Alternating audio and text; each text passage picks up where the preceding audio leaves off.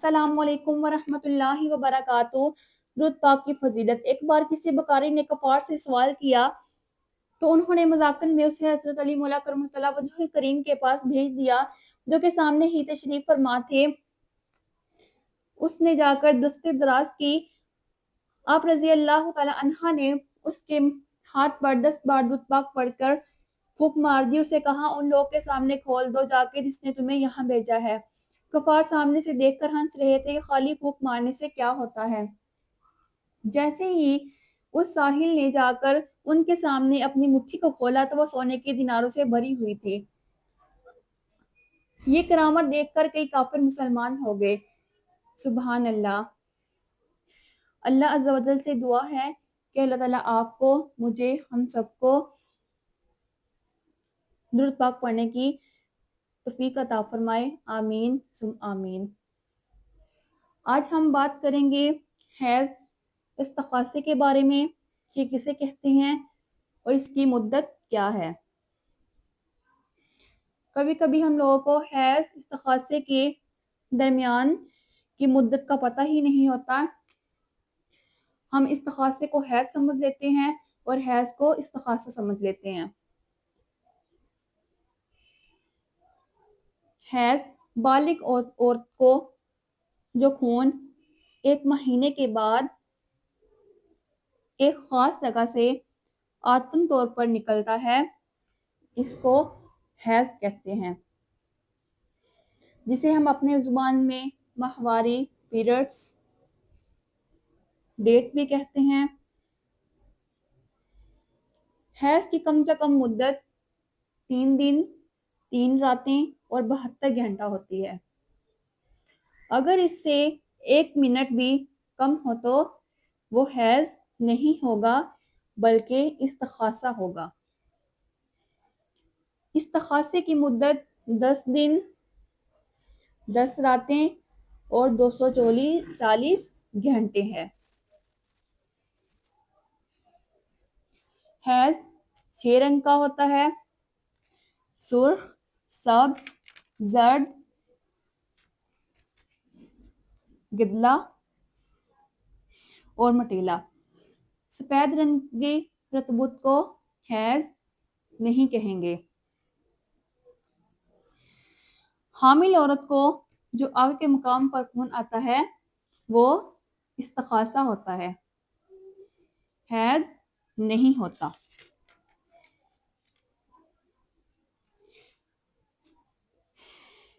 کم عمر 9 برس کی عمر سے حیض شروع ہوگا اور حیض آنے کی انتہائی عمر 55 سال ہے۔ اس عمر میں آنے والی کو عصایہ یعنی حیض و اولاد سے نا امید ہونے والی کہتے ہیں۔ 9 برس کی عمر سے پہلے جو خون آیا وہ حیض نہیں بلکہ استخاصہ ہوگا۔ یوں ہی 55 برس کی عمر میں جو خون آتا ہے وہ حیض نہیں استخاصہ ہوتا ہے۔ لیکن اگر کسی کو 55 برس کی عمر سے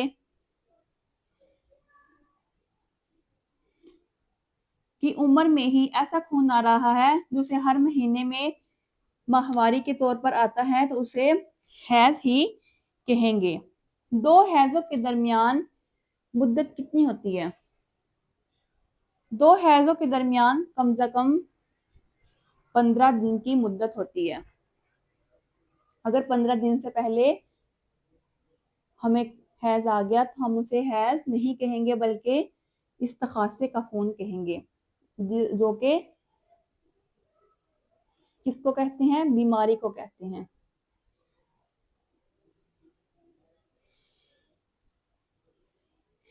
بہترین طریقہ اس کا یہ ہے کہ اپنی ڈیٹ کو تو ہر مہینے یاد رکھنا چاہیے کہ ہمیں کس ڈیٹ کو ماہواری پہلے آئی تھی، ورنہ بہت زیادہ پشیدگیاں، بدگمانیاں ہو جاتی ہیں۔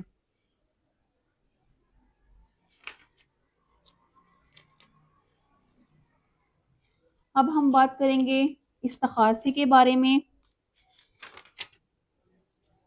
استخاصہ کسے کہتے ہیں؟ جو خون بیماری کی وجہ سے آئے اس کو استخاصہ کہتے ہیں۔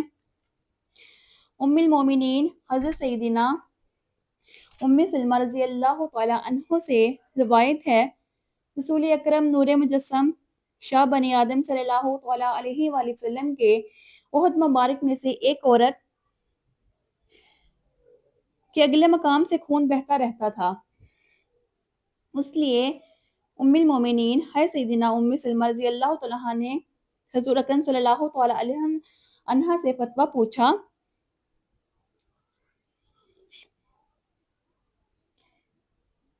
انہوں نے حضرت ام سلمہ رضی اللہ تعالی عنہ نے حضور اکرم صلی اللہ تعالی علیہ وآلہ وسلم سے فتویٰ پوچھا اس بارے میں، تو انہوں نے کیا ارشاد فرمایا، اس بیماری سے پہلے ہی جتنے دن و راتیں حیض آتا تھا ان کو گنتی میں شمار کر کے مہینے میں ہی ان کی مقدار نماز چھوڑ دیں، جب وہ 2 دن جاتا رہے تو غسل کریں اور شرمگاہ پر کپڑا باندھ کر نماز کو ادا کر لیں۔ حضور اکرم صلی اللہ تعالی علیہ وآلہ وسلم نے کیا کہا کہ جس عورت کو استخاصے کی بیماری ہے یا ہر وقت خون آتا رہتا ہے تو وہ کیا کرے کہ وہ اپنے پہلے والے مہینوں کی تعداد میں جائے، اسے جتنے دن پہلے والے مہینوں میں حیض آتا تھا اس کو اپنی گنتی میں شمار کر کے اتنے دن حیض میں شمار کرے، اس کے بعد غسل کر کے نماز ادا کر سکتی ہے۔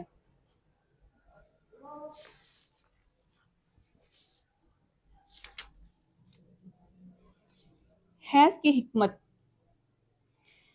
بالغ عورت کے بدن پر فطرن ضرورت ہے، کچھ زیادہ خون پیدا ہوتا ہے کہ حمل کی حالت میں وہ خون بچے کی غذا کام آئے، بچے کے دودھ پینے کے زمانے میں ہی وہ خون دودھ ہو جائے، اگر ایسا نہ ہو تو حمل اور دودھ پلانے کے زمانے میں اس کی جان پر بن جائے۔ یہی وجہ ہے حمل ابتدائی شیر خوارگی یعنی دودھ پلانے والے میں خون نہیں آتا، جس زمانے میں نہ حمل ہو نہ دودھ پلانا، تب وہ خون اگر بدن سے نہ نکلے تو قسم قسم کی بیماریاں پیدا ہو جاتی ہیں۔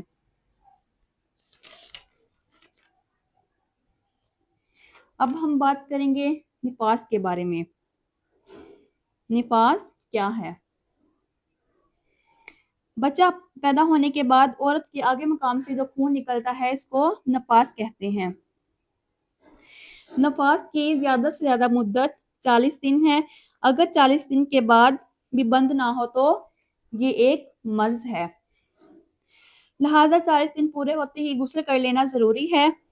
اگر 40 دن کے بعد پہلے بند ہو جائے، خواہ بچے کی ولادت کے بعد 1 منٹ میں ہی بند ہو جائے، جب جس وقت میں بھی بند ہو تو غسل کر لے اور اپنا نماز روزہ ادا کر سکتی ہے۔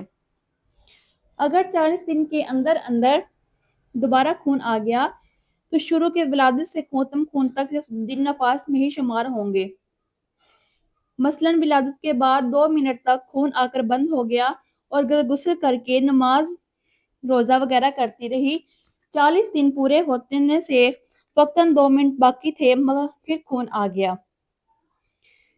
تو یہ سارا چلے یعنی مکمل 40 دن نفاس کے ٹھہرے ہیں گے، یہ بھی نماز پڑھیں گی، روزہ رکھیں گی، یہاں تک کہ اگر اس کو دوران فرض واجب نمازی روزے قضا کیے گئے تو یہ پھر ادا کرے گی۔